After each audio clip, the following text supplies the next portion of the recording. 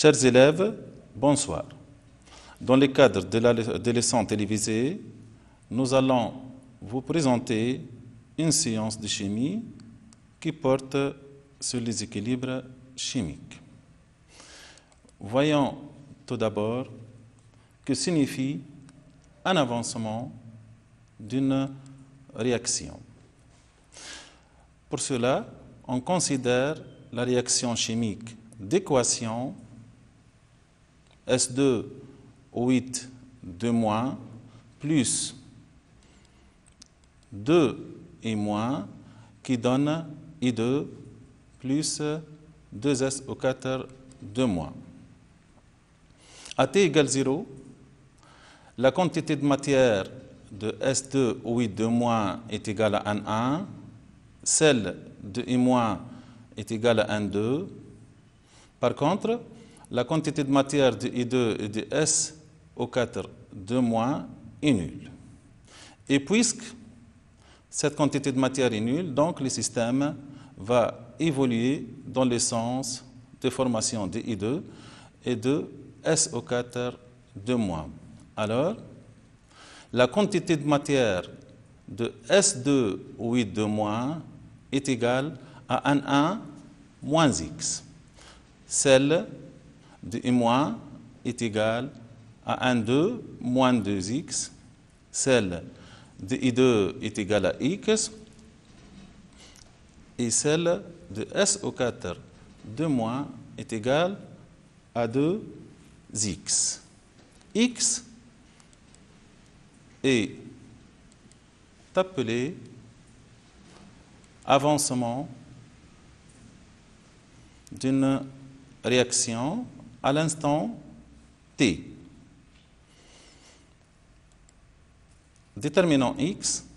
Alors, X égale à la quantité de matière initiale de S2O8 2- moins la quantité de matière de S2O8 2- à l'instant T. Égale aussi à la quantité de matière initiale de I- moins la quantité de matière de I- à l'instant T sur 2, égale à la quantité de matière de I2, égale aussi à la quantité de matière de SO4 2- à l'instant T sur 2.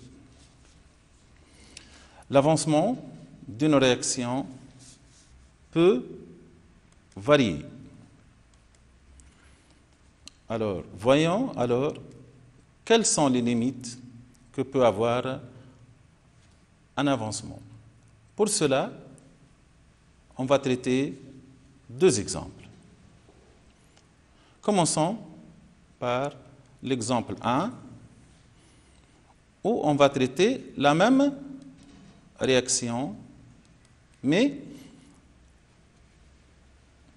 on va prendre comme quantité initiale de matière, bien sûr, 0,01 mol de S2O8 2-, 0,02 mol de I-, 0 mol de I2 et 0 mol de SO4 2-. La variation de la quantité de matière de S2O8 2- est donnée par une courbe qu'on va voir maintenant. Voilà, ça c'est l'axe des ordonnées, l'axe des abscisses. La quantité de matière de S2O8 2-.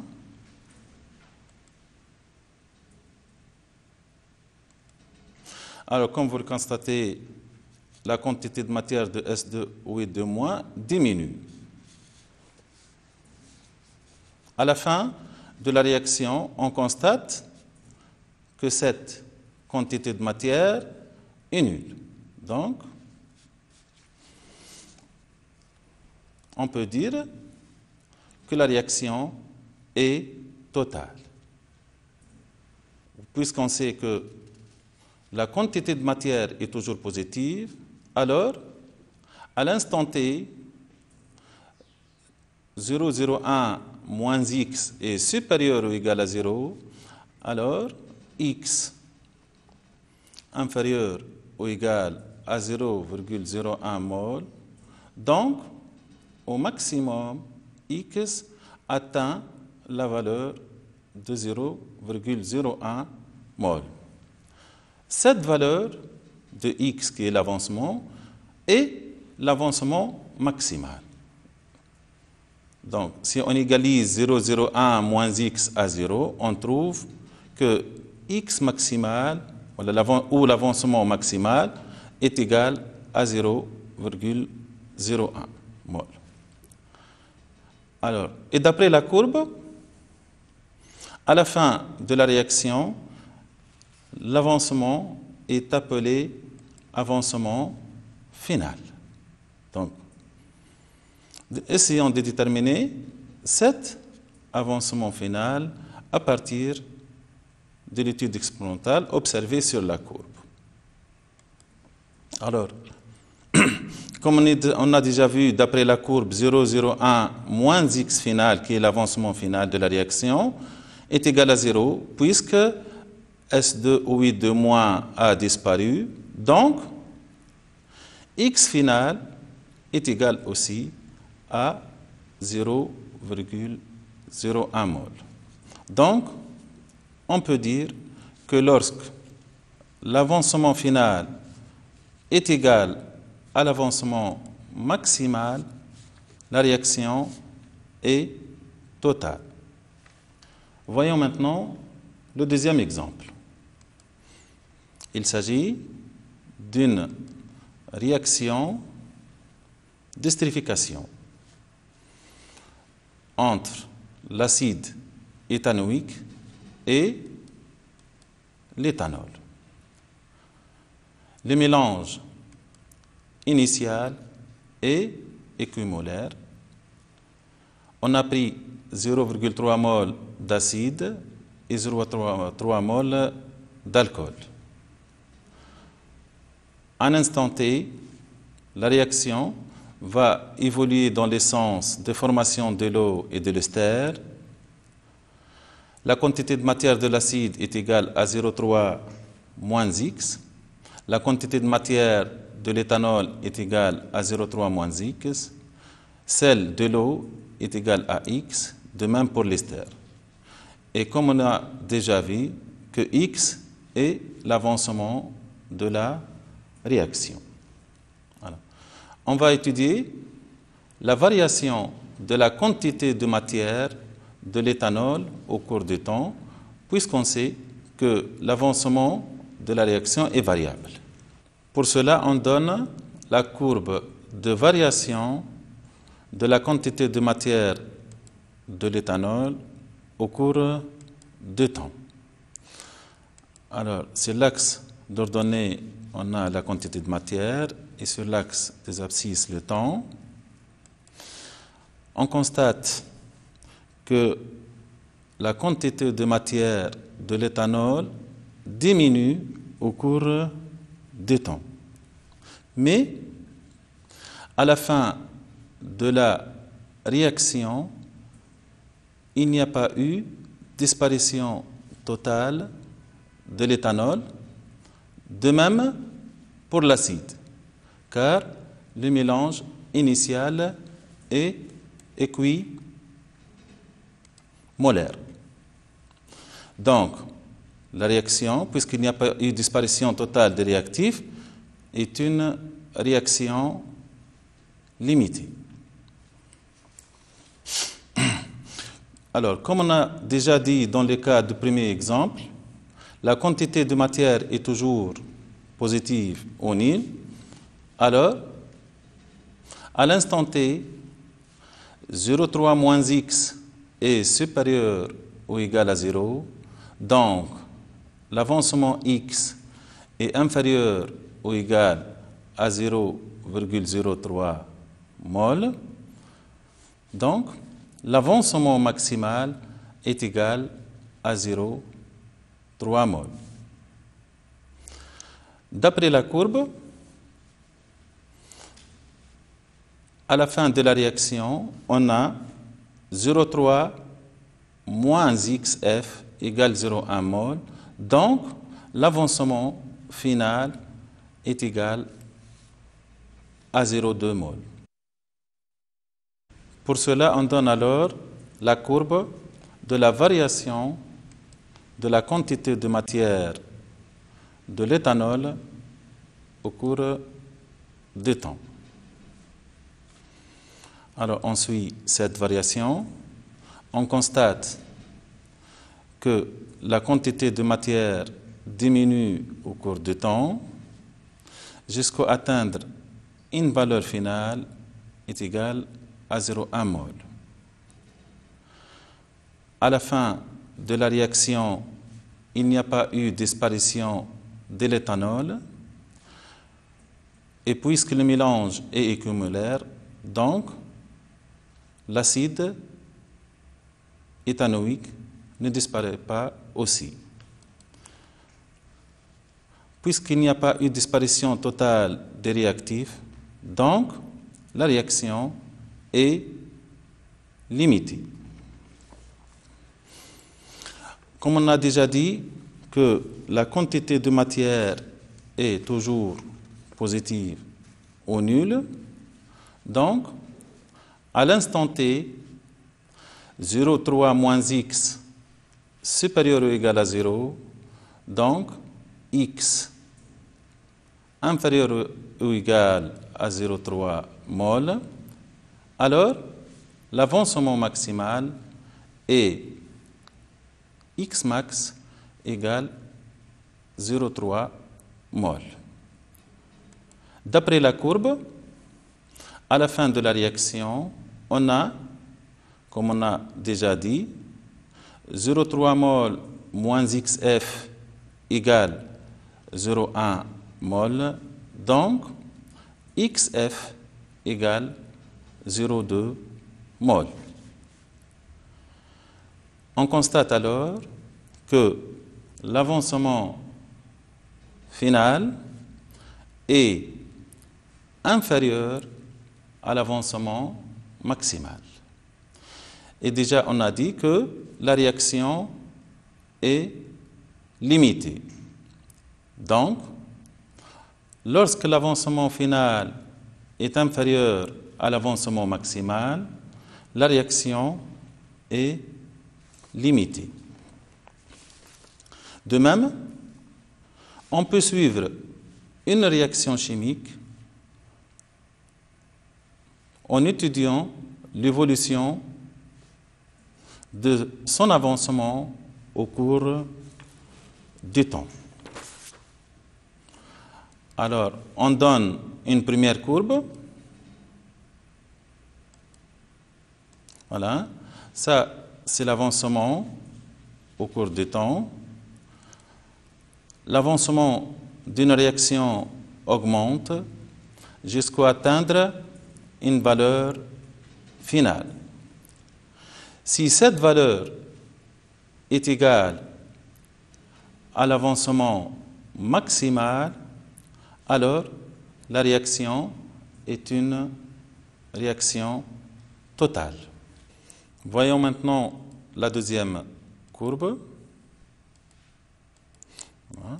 On constate aussi que l'avancement de la réaction augmente jusqu'à atteindre une valeur finale. On donne l'avancement maximal et l'avancement final. On constate que l'avancement final est inférieur à l'avancement maximal. Donc, la réaction est une réaction limitée.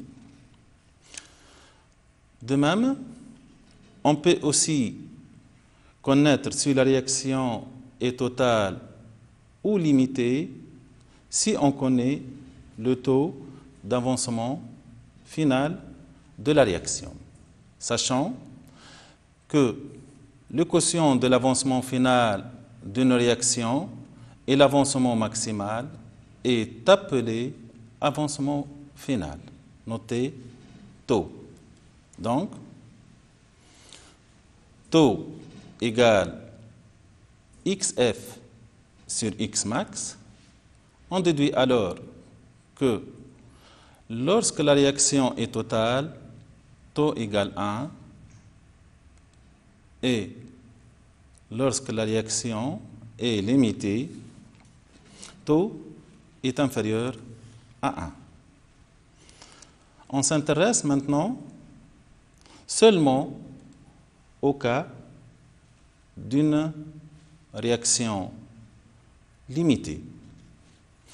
Voyons par quoi peut-on caractériser une transformation chimique limitée. On reprend l'exemple de l'estérification. Si on prend le même mélange équimolaire AT égale 0, et puisqu'on connaît l'avancement final, alors on peut déduire la composition finale à la fin de la réaction. Comme vous le voyez, la quantité de matière de l'alcool est égale à 0,1 mol, la quantité de matière de l'acide égale 0,1, celle de l'ester et celle de l'eau est égale à 0,2 mol chacune.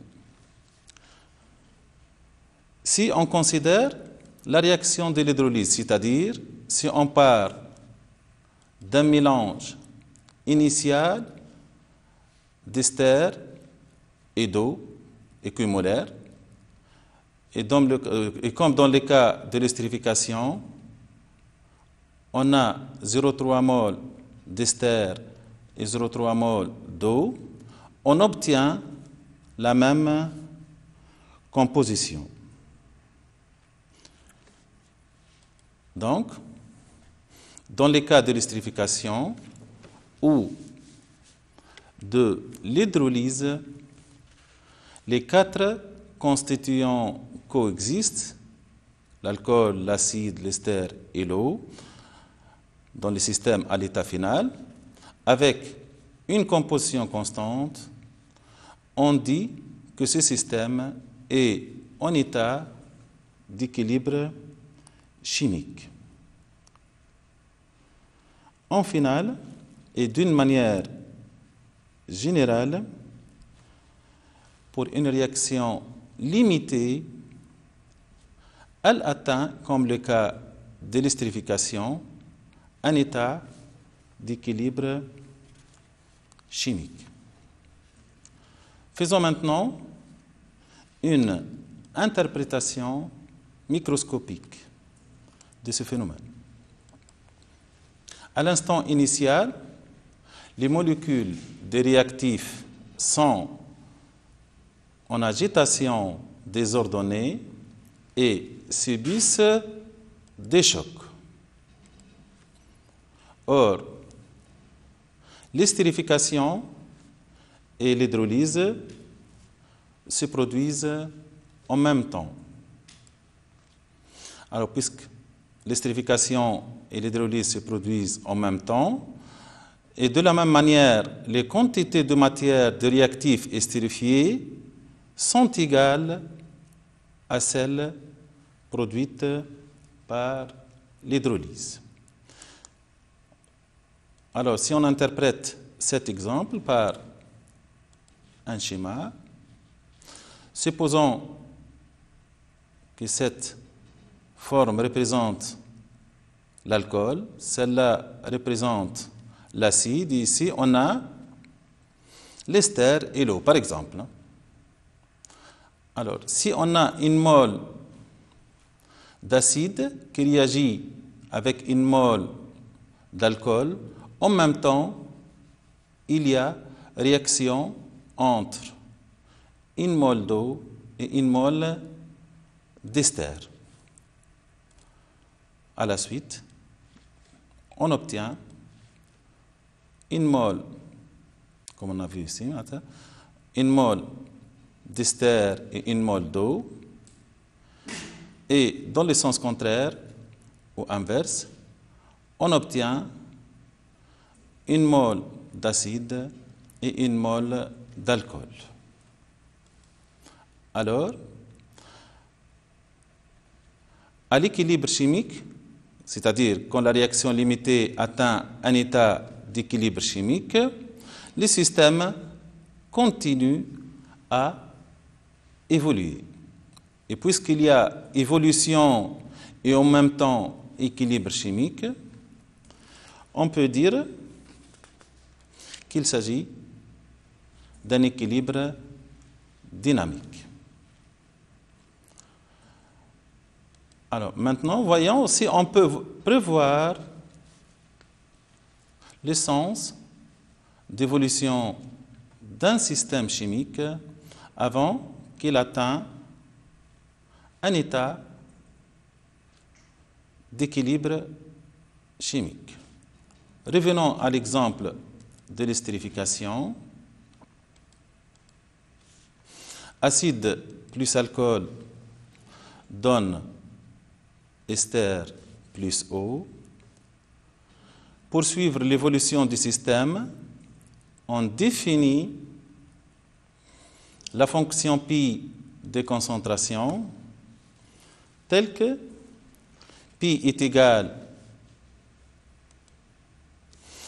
à la valeur de la concentration de l'ester multiplié par la valeur de la concentration de l'eau divisé par la concentration de l'acide multiplié par la concentration de l'alcool. Lorsque la réaction évolue, pi varie car il y aura variation de la concentration de l'acide, de l'alcool et de l'ester. À l'état d'équilibre chimique, pi prend une valeur constante appelée constante d'équilibre. Car on sait que la composition à l'état final est constante. Cette constante d'équilibre notée K ne dépend que de la température. Donc, à l'équilibre dynamique, pi égale K égale la valeur de la concentration de l'ester fois la valeur de la concentration de l'eau à l'équilibre, divisé par la valeur de la concentration de l'acide à l'équilibre, multiplié par la concentration de l'alcool à l'équilibre. Cette expression exprime la loi d'action de masse. Finalement, pour suivre l'évolution d'un système chimique, il faut comparer pi à K. Trois exemples sont considérés. Alors, premier cas, si pi inférieur à la constante d'équilibre K, si pi supérieur à K, le troisième cas, pi égale K.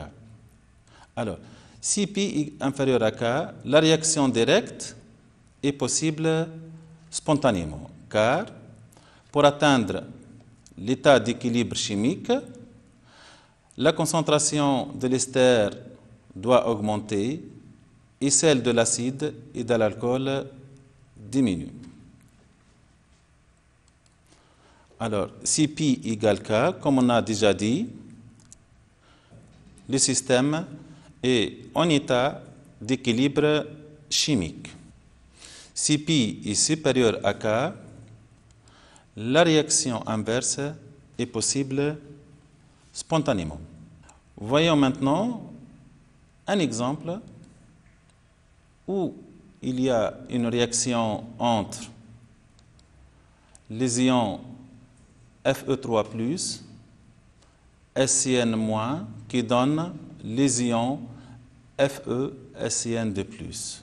Prenons un système S1.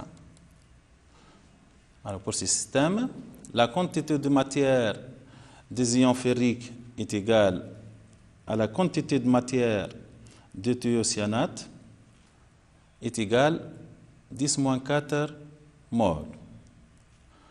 la quantité de matière de l'ion thiocyanophère 3 est égale à 0 mol.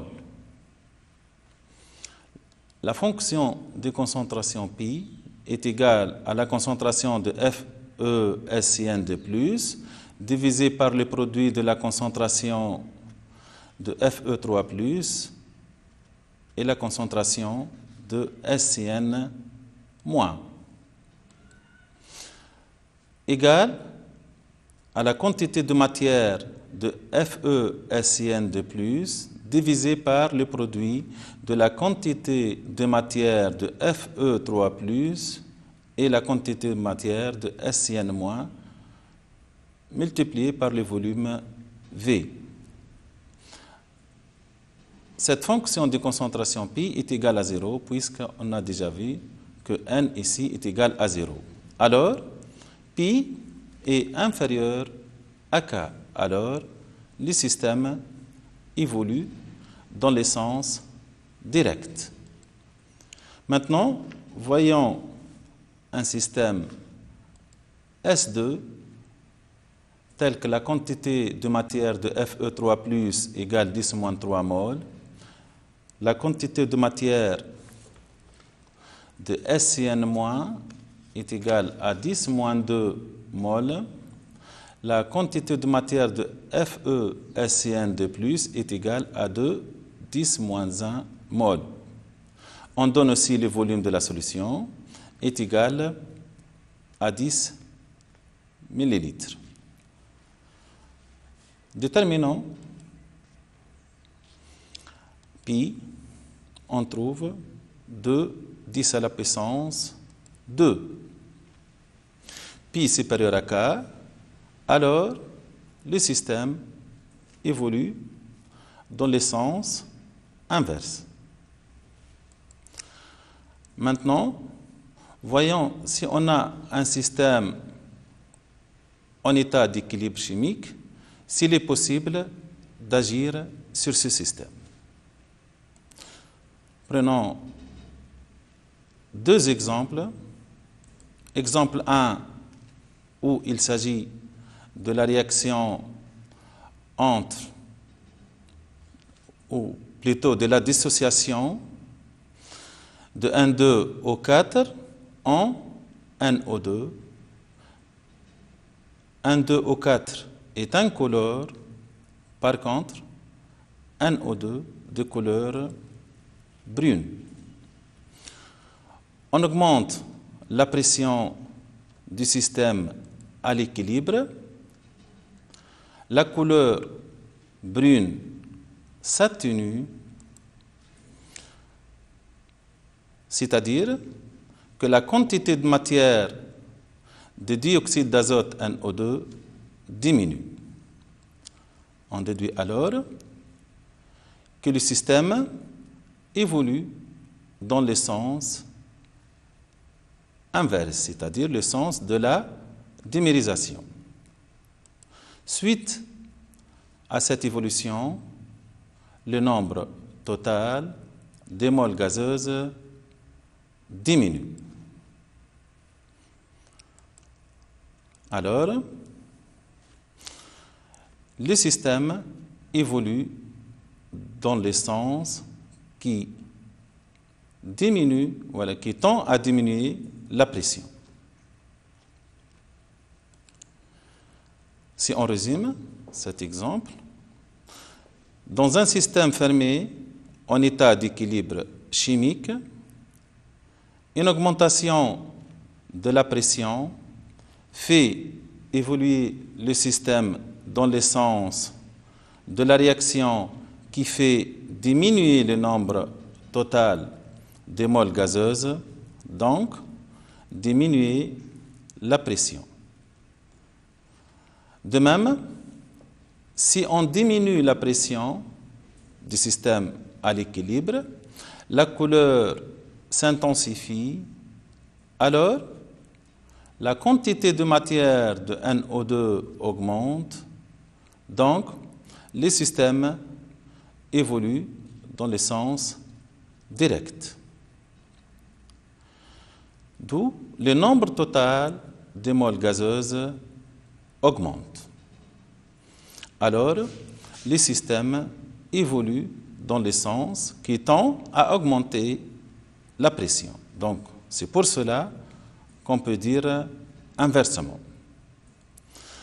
Voyons maintenant que se passe-t-il si on fait varier la température, sachant que le sens direct est endothermique. Le système est en état d'équilibre chimique à la température θ1.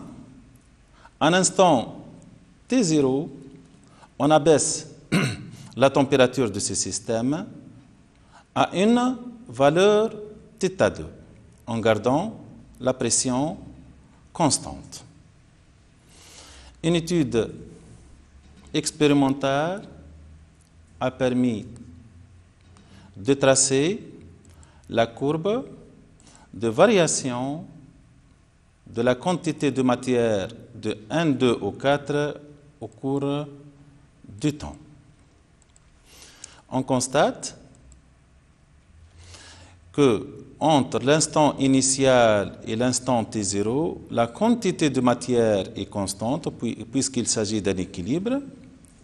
Suite à cette augmentation, la quantité de matière de N2 au 4 augmente jusqu'à atteindre une valeur constante. Si on résume alors cet exemple, on diminue la température, la quantité de matière de N2 au 4 augmente. Si cette quantité augmente, alors le système évolue dans le sens de la réaction inverse qui est exothermique. Alors, évolution dans le sens qui tend à augmenter la température. À partir de cet exemple, on peut déduire, d'une manière générale, si dans un système fermé en équilibre chimique, une diminution de la température à pression constante fait évoluer le système dans le sens exothermique. De même, si on augmente la température, la quantité de matière de N2 au 4 diminue, le système évolue donc dans le sens de la réaction directe qui est endothermique. Donc, évolution dans le sens qui tend à diminuer la température, donc on peut dire inversement. Maintenant, on va voir l'exemple 2. C'est la réaction qu'on a déjà vue entre les ions Fe3+, et les ions SiN- qui donnent les ions FeSiN2+, de couleur rouge sang. Et on prend la pression et la température constantes. On ajoute une goutte d'une solution concentrée qui contient les ions Fe3+. On constate que la couleur s'intensifie. Alors, si la couleur s'intensifie, c'est-à-dire que la concentration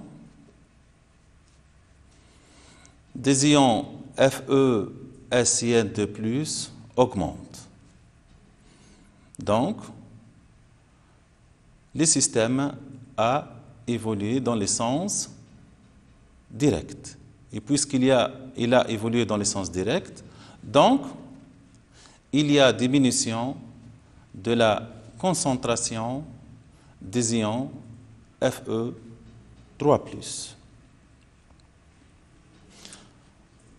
On peut faire le cas inverse, c'est-à-dire si on diminue la concentration de l'un des réactifs,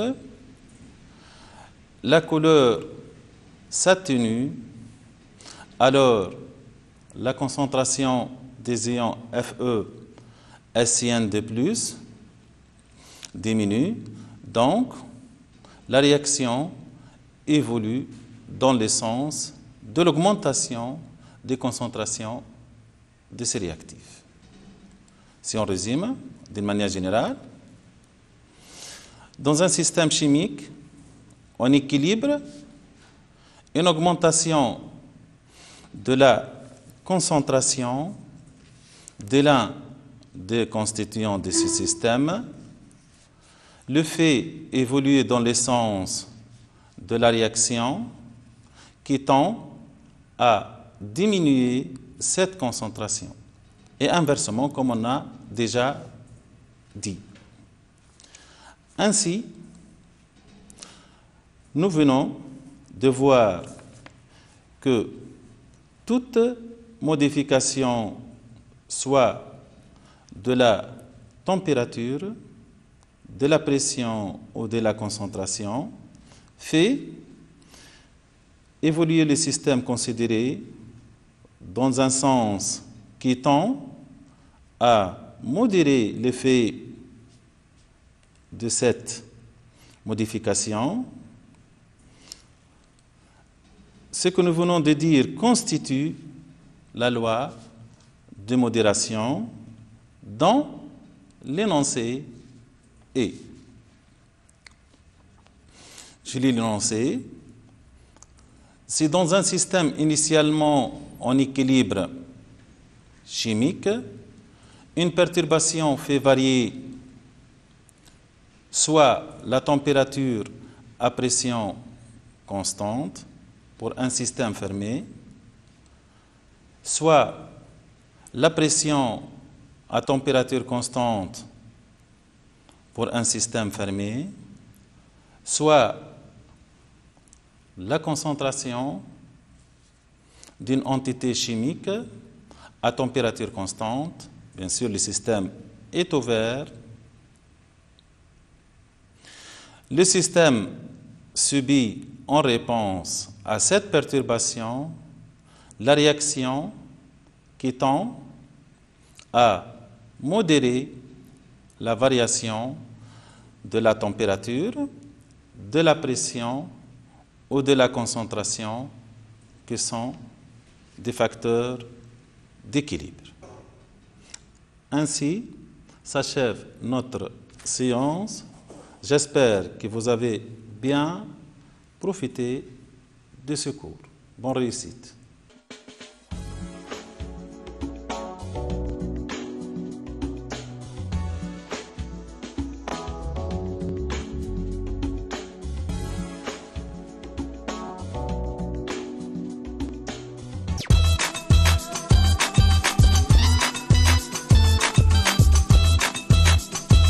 أحباء الرياضة، أنتم على موعد مساء الأحد 15 مايو 2011 مع نقل مباشر لمباراة الجولة السادسة إياب لبطولة الرابطة المحترفة الأولى لكرة القدم، والتي ستجمع النادي الإفريقي بنادي حمام الأنف.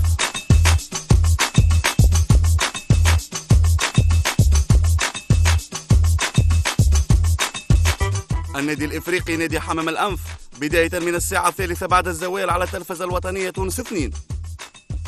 استوديو تحليلي واستجوابات فورية.